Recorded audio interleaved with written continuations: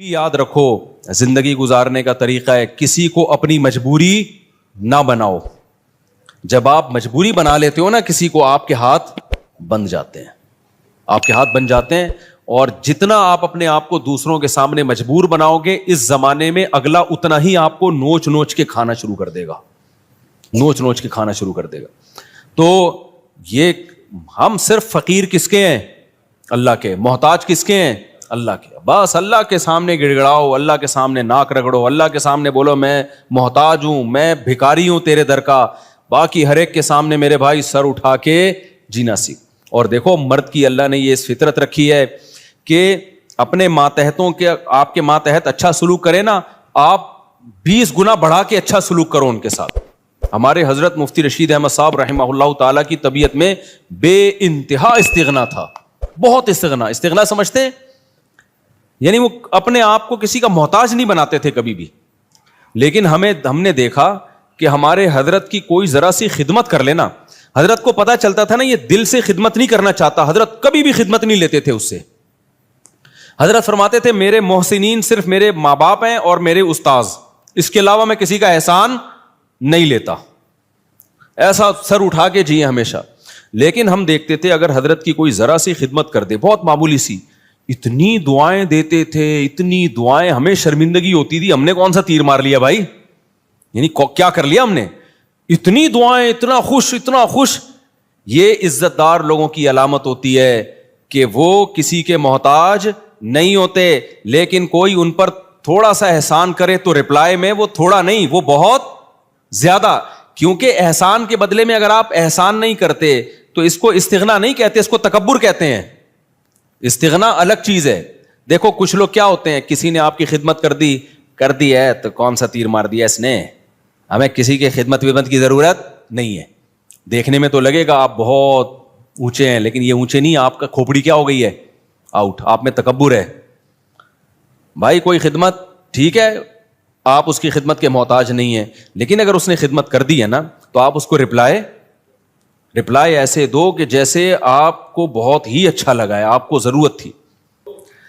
ہم نے بڑوں کو دیکھا ہے تھوڑا سا آپ خدمت کریں گے تو رپلائی اس کا بہت اچھا. نبی صلی اللہ علیہ وسلم کی کیا سیرت ہے, حضرت ابو بکر نے نبی کا ساتھ دیا نا تو کوئی نبی پہ احسان کیا بولو نا, کیا ہو گیا بھائی.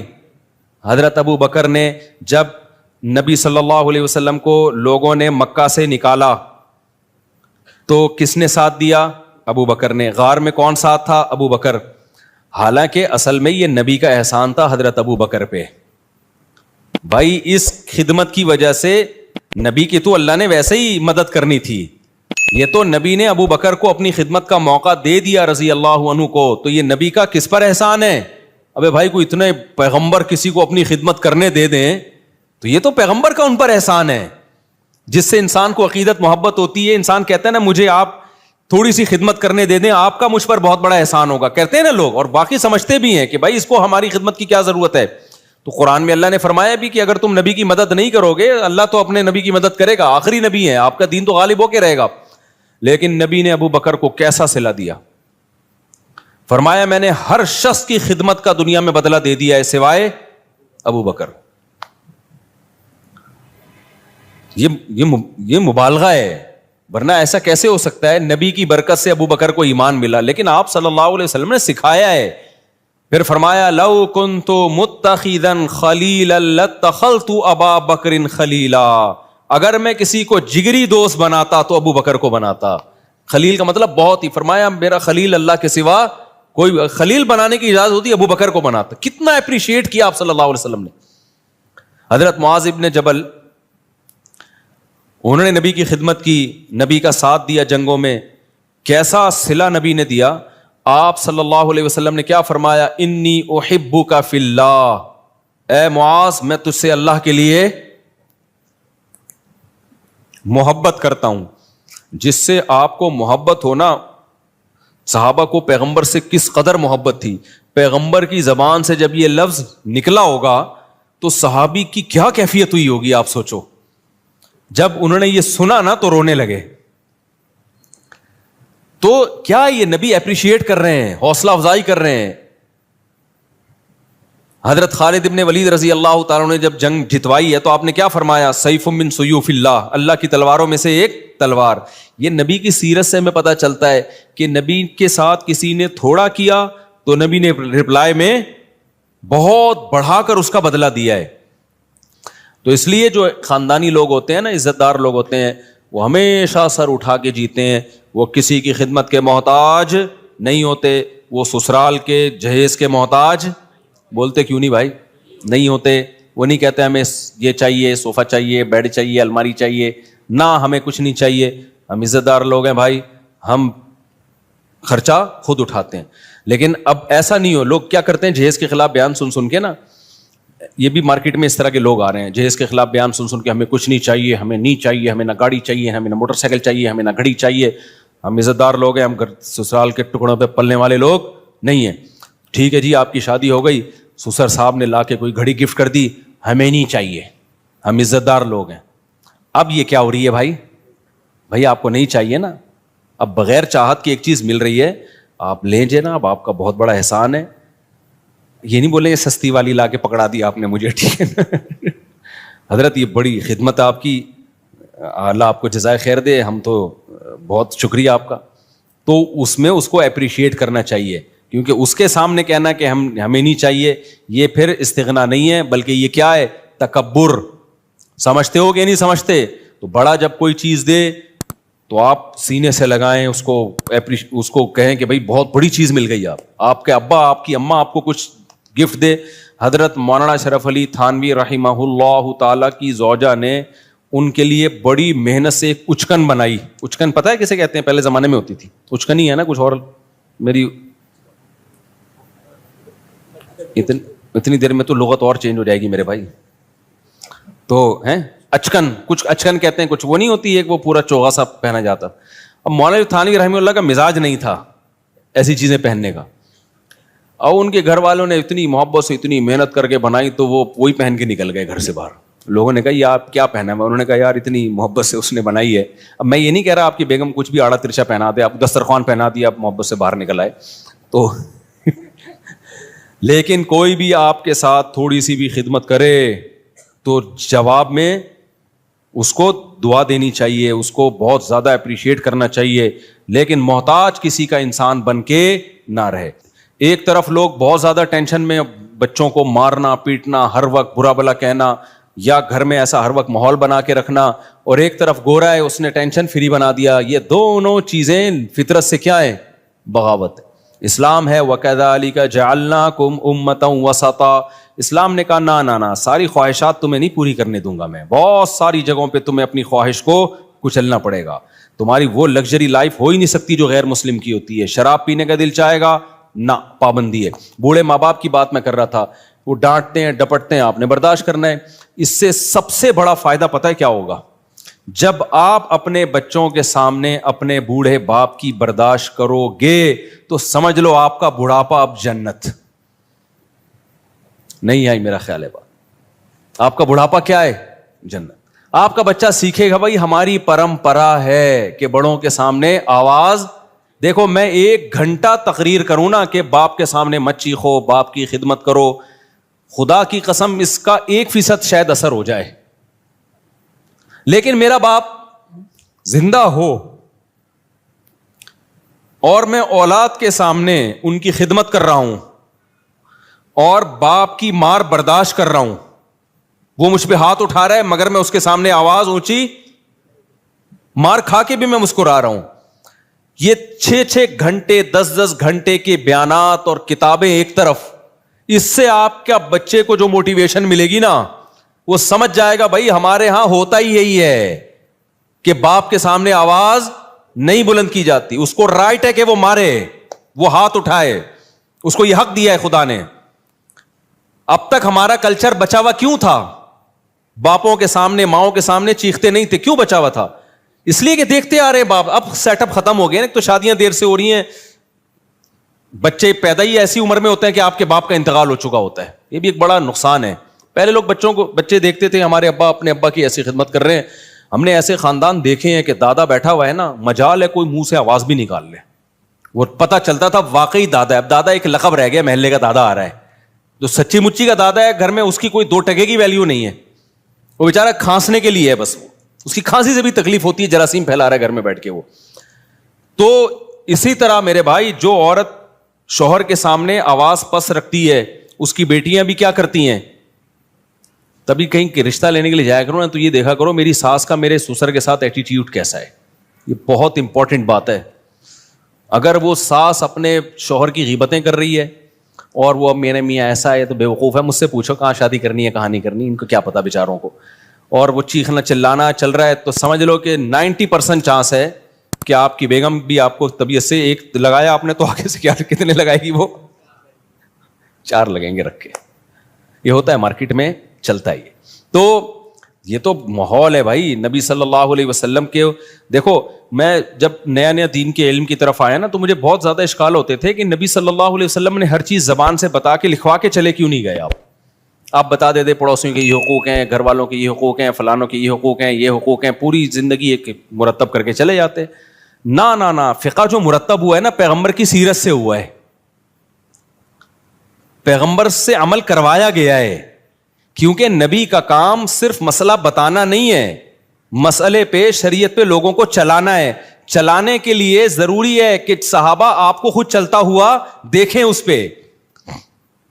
تبھی تو اللہ نے فرشتے کو نبی بنا کے نہیں بھیجا. فرشتہ اگر نبی بن کے آتا نا تو پتہ کیا کہتا, جب رمضان کا چاند نظر آئے تو روزہ رکھ لینا, اور جب عید کا چاند نظر آئے تو روزے چھوڑ دینا. بس بھائی ہم کہتے ہیں نہ یہ اس کو تو نہ رمضان اس کی صحت تو کوئی فرق پڑتا ہے نہ شوال, لیکن صحابہ دیکھ رہے ہیں یار نبی صلی اللہ علیہ وسلم کیسے روزے پہ روزے رکھ رہے ہیں. تو جب تک انسان کا عمل سامنے نہیں ہوتا موٹیویشن نہیں ملتی ہے. دیکھو میں ایک اور مثال دیتا ہوں. صلح حدیبیہ کے موقع پہ مشرکین مکہ نے صحابہ کو عمرہ کرنے سے روک دیا. اب عمرے کا احرام باندھا ہوا ہے سب نے. آپ کو مسئلہ پتا ہونا چاہیے کہ جب ہم عمرے کا احرام پہن لیتے ہیں, لبیک اللہم لبیک کہہ دیتے ہیں, تو جب تک طواف اور سعی نہ کر لیں وہ احرام اتارنے کی اجازت بولو نہیں ہے. بالکل ایسے جیسے تکبیر تحریمہ کے لیے نیت باندھ لی نا, تو جب تک 2 رکعتیں پڑھ کے سلام نہیں پھیرو گے آپ کو نیت توڑنے کی اجازت نہیں ہے, گناہ ہے نیت توڑنا. تو ایسے ہی احرام جب ایک دفعہ باندھ لیا جائے نا, تو جب تک عمرہ نہ ہو جائے آپ اس احرام کو نہیں کھول سکتے. تو صحابہ احرام میں بیٹھے ہوئے ہیں, مشرکین نے آپ کو منع کر دیا, معاہدہ کیا کہ بھائی اگلے سال آنا آپ عمرہ کرنے کے, اس سال نہیں کر سکتے آپ. تو اب صحابہ پریشان, پہلے موت پہ بیعت کر چکے ہیں 1400 صحابہ کہ ہم لڑیں گے ان سے. تو موت پہ بیعت بھی ایسے جذبات بنے ہوئے ہیں, بھائی ہم نے تو ان سے لڑنا ہے, موت پہ بیعت کر کے تیار بیٹھے ہوئے لڑائی کے لیے. اب شرطیں ساری کافروں کی مان رہے ہیں, اور پھر مزید شرط یہ کہ عمرہ کرے بغیر احرام بھی کھول دو آپ, یعنی سر منڈا لو پہلے ہی اور احرام کھول کے دم دو. تو یہ تو اور ان پہ شاک گزرا کہ بھئی یہ تو ذلت در ذلت در ذلت ہے, ہم کیسے مشرکین کے کہنے پر ہم عمرہ چھوڑ دیں اور سر منڈا کے احرام کھول دیں, یہ تو بڑا مسئلہ ہے. نبی صلی اللہ علیہ وسلم نے صحابہ سے فرمایا بھائی سر منڈاؤ اور احرام کھول دو. کوئی بھی نہیں کھول رہا, ٹھیک ہے نا بھائی, ہم کیسے کر لیں کیسے کر لیں, سب ڈر رہے ہیں کہ بھئی ہم یہ تو عمرے کا احرام باندھا ہوا ہے, ہم دباؤ میں آ کے کیسے کر لیں بھائی. تو آپ صلی اللہ علیہ وسلم پریشان ہو گئے کہ بھئی میں سب کو کہہ رہا ہوں کہ سر منڈا لو اور احرام کھول دو, لیکن کوئی بھی نہیں کر رہا یہ کام. آپ کہہ سکتے ہیں بھئی صحابہ نبی کی نافرمانی کیسے کر رہے ہیں. دیکھیں نبی کی حکم کی 2 حیثیتیں ہوتی ہیں. بعض دفعہ آپ صلی اللہ علیہ وسلم کوئی حکم دے رہے ہوتے ہیں, صحابہ یہ سمجھتے ہیں شاید یہ کوئی سیاسی حکم ہے, یعنی ہماری آسانی کے لیے دیا جا رہا ہے, یہ کوئی واجبی حکم نہیں ہے, ہماری آسانی کے لیے. عزیمت اسی میں ہے کہ عمرہ کیا جائے. ہوتا ہے نا بعض دفعہ آپ کسی کو اجازت دیتے ہیں, چل بھائی چھٹی کر لے تو, آج تو چھٹی کر لے. وہ ٹیچر چاہتا ہے کہ سبق ہو لیکن کہتا ہے کر لے چھٹی, تو طالب علم کہتا ہے نہیں سر ہم پڑھیں گے. ایسے ویسے مارکیٹ میں ہے نہیں, لیکن ایک مثال دے رہا ہوں میں. تو اور اتنے اچھے ٹیچر بھی نہیں ہے کہ آپ کا چھٹی کرنے اور کیا نہیں پڑھو, وہ بھی کہتا ہے جا. کراچی میں تو 1 بوند برسنے سے پہلے ہی 1 مہینے کی اسکول کی چھٹیاں ہو جاتی ہیں, ابھی 2-4 بوندیں اور پڑ گئی تو 6 مہینے کی چھٹی. خیر, تو نبی صلی اللہ علیہ وسلم کو پھر حضرت صفیہ نے مشورہ دیا, آپ کی زوجہ نے فرمایا یا رسول اللہ آپ ان لوگوں کو آرڈر نہ کریں, آپ سر منڈا لیں احرام کھول لیں بس. تو نبی صلی اللہ علیہ وسلم نے کیا کیا, سر منڈایا, احرام کھول دیا اپنا. جیسے ہی نبی نے کیا سب نے سر منڈا کے کیا کر لیا. اس سے پتا چلتا ہے نبی کی بھی اسپیچ اثر نہیں کر رہی ہے. آپ پریشان ہو گئے بھائی یہ مان کیوں نہیں رہے میری بات. لیکن جیسے ہی عمل کیا ہے نا, ایک دفعہ بھی, اور مشورہ کس نے, آپ کی زوجہ نے دیا کہ حضرت صفیہ نے, کہ آپ نہ بولیں لوگوں کو, آپ صرف یہ کام کر لیں, آپ سر منڈا لیں اپنا اور آپ احرام کھول دیں. جیسے ہی کیا سب نے فوراً. تو اس سے صاف پتہ چلتا ہے بھائی, آپ ایک ایک دو دو گھنٹے کی تقریریں کرتے رہیں, اثر نہیں ہوتا. آپ اپنے گھر کا ماحول بنانا چاہتے ہو نا, خود کیا بن جاؤ, انسان کے بچے بن جاؤ, صحیح ہے نا, ماحول آہستہ آہستہ سیٹنگ پہ آنا شروع ہو جائے گا. اپنے بڑوں کی خدمت کر کے دکھاؤ, اپنے بڑوں کو رسپیکٹ دو, اپنے بڑوں کا احترام کرو. آج ہو کیا رہا ہے, مائیں اپنے بچوں کے سامنے نا بچوں کے چاچو کی غیبتیں کر رہی ہوتی ہیں. تمہارا تو چاچو ایسا ہے, تمہارا تو باپ ایسا ہے, تمہارے باپ سے. ایک صاحب مجھے کہنے لگے 40 سال ہو گئے میری اپنی بیگم کی خدمت کرتے ہوئے, بیگم بچوں کے سامنے کہہ رہی تھی تیرے باپ نے ہمیں دیا کیا ہے. اچھا بس ختم کر, تمہارے باپ نے جو ہے نا کیا ہمیں کچھ بھی نہیں. تو میں نے کہا پھر آپ کیا جواب دیتے ہیں؟ کہہ رہے میں کہتا ہوں میں معذرت چاہتا ہوں بیگم, میں آپ کی صحیح خدمت, کیونکہ اگر وہ بچوں کے سامنے کہہ دے نا کہ یہ غلط کہہ رہی ہے تو ایک جنگ چھڑ جائے گی. کیا ہو جائے گا؟ بچے دیکھیں گے اماں ابا ہمارے دونوں کیا ہیں, فائٹر ہیں. تو وہ صاحب کہتے ہیں میں فائٹ سے بچنے کے لیے کیا کہتا ہوں کہ ایکسکیوز کرتا ہوں, میں نے 40 سال آپ کی خدمت جیسی خدمت کرنی چاہیے تھی کائنڈلی میں وہ خدمت نہیں کر سکا. تو اب پتہ نہیں کون اس پہ صحیح تھا کون غلط تھا, واللہ عالم. بہرحال تو مائیں بعض دفعہ یہ کر رہی ہوتی ہیں بچوں کو باپ کے بارے میں, تمہارا باپ ایسا, تمہاری, اور باپ بعض دفعہ ماں کے بارے میں, تمہاری ماں ایسی. تو خوب سمجھ لو یہ بچہ نہ باپ کا رہے گا اور نہ ماں کا رہے گا. مائیں سمجھ رہی ہوتی ہیں. یار ایک اور واقعہ میرے سامنے آیا ہے, خون کے آنسو رونے کا دل کرتا ہے. ایسے واقعات بھی آتے ہیں, ماں بیمار ہوئی ہے نا, اب بچہ ماں کی زیادہ خدمت کر رہا ہے تو باپ کو غصہ آ رہا ہے. باپ بیمار پڑا ہوا ہے, بچہ باپ کی بہت خدمت کر رہا ہے تو ماں کو غصہ آ رہا ہے کہ کیوں ابا کو اتنا کیوں فری کرایا ہوا ہے. بس اعتدال سے رہو, زیادہ غلام بننے کی کوشش. یار تو اپنا بڑھاپا دیکھ لے بھائی. جو بچہ تیرے شوہر کی خدمت کر رہا ہے بیماری میں, جس کو تو کہہ رہی ہے مکھن لگا رہا ہے, چاپلوسی کر رہا ہے, چمچا بنا ہوا ہے, تو خوش ہونا چاہیے کہ کل وہ تیری بھی کرے گا ایسی خدمت. اس کو اس سے باغی بنا رہی ہیں. کتنا بڑا جرم ہے یار, کیسے بے وقوف لوگ ہیں کہ نہیں ہیں. تو اس لیے صبر کا مطلب کیا ہے؟ اللہ نے جو کہا نا کہ صبر کرو, صبر, ان الانسان خلق ہلوعا, انسان جلد باز ہے, اس میں صبر نہیں ہے. تو یہ جو غیر مسلموں میں بے صبری پیدا ہوئی ہے نا, خودکشیاں, وجہ اس کی ہے کہ ان کی زندگی میں پابندیاں ختم. جب پابندیاں ختم تو یہ ان میں صبر کا مادہ ہی ختم ہو جاتا ہے. ذرا سی ٹینشن آئی, اور ٹینشن ان کی ریلیشن خراب والی ٹینشن ہوتی ہے. سب مادہ پرست بن گئے ہیں, ذرا سا پیسہ گیا تو سب کچھ گیا.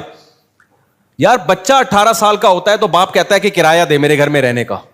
سمجھ رہے؟ بچہ 18 سال کا ہوا نا تو باپ کہتا ہے تیرے باپ کا گھر نہیں ہے, ٹھیک ہے, کیا دے گا؟ کرایہ دے گا. اتنی مادہ پرستی جو سوسائٹی میں آ گئی ہو تو خودکشیاں نہیں ہوں گی کیا وہاں پہ؟ ریلیشن صرف کتے سے اور پیسے سے بس. تو میرے بھائی اپنے سسٹم کو بچاؤ.